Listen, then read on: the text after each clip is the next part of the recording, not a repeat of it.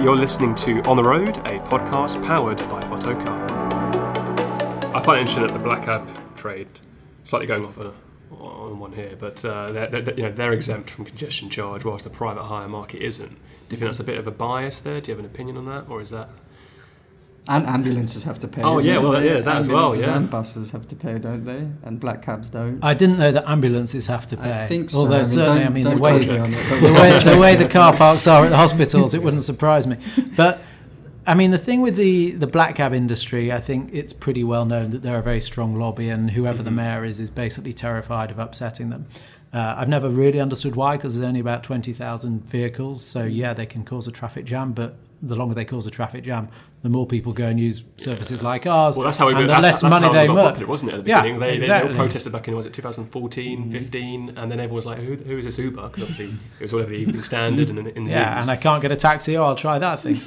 So I mean, talk about shooting yourself in the foot. But I think the zero emission capable plug-in electric taxi is a brilliant vehicle.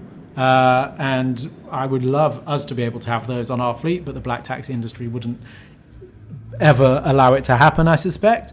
That's a great vehicle, and that's a step in the right direction. The idea, though, that the diesel emitting vehicles, which are responsible for, I think it's 30 times more emissions per vehicle than, stats, never mind a Prius, a standard saloon, the fact that they don't have to pay the same charges that private hire vehicles do. I mean, if that's not discrimination, I don't know what is. And from what I understand, the reason that they're exempted is because they're wheelchair accessible vehicles. Yeah. And if black taxis were often picking up people in wheelchairs, then that might make some sense. But invariably, they're not. I think we and other private hire companies take more people with wheelchairs than black taxis do, because guess what?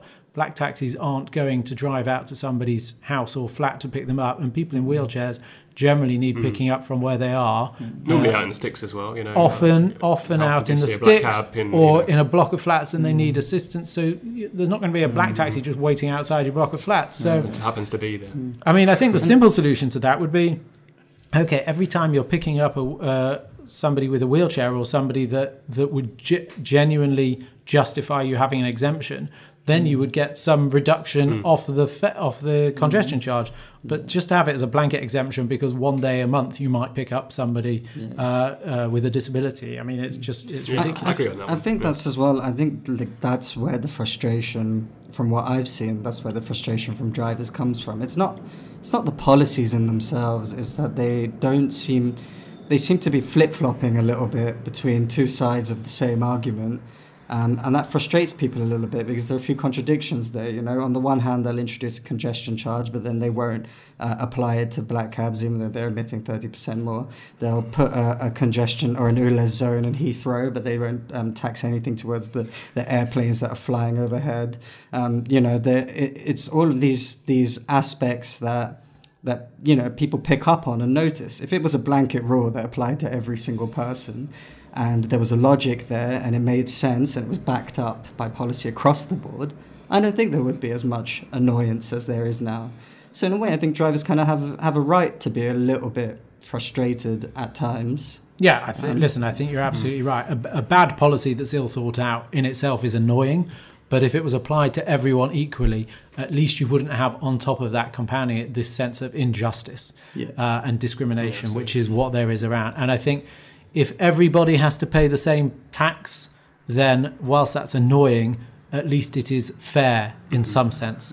And also it means in terms of how do you then pass on that cost, it's a much simpler conversation to be having with someone that, unfortunately, we've all got to pay this, whether you use us or them, it doesn't make a difference. But it's a really weird conversation. It's not clear to drivers, it's not clear to customers, it's not clear to consumers, it's not clear to the politicians. And in fact, in terms of the congestion charge, the vast majority of the members of the London Assembly voted against it, but the mayor decided for I don't know what reason that he had to push it through because, unfortunately, he claims to be for the minorities and he looks at his own background and shows what a great example of that he is.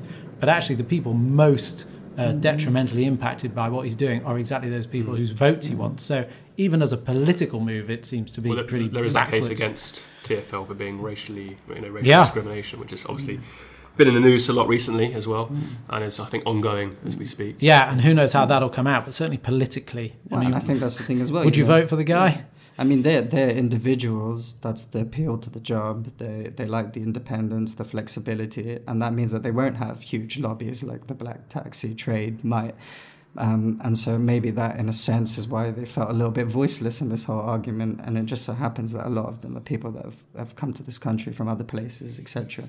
There probably is a kind of a basis for them to feel, like you say, a sense of injustice, certainly.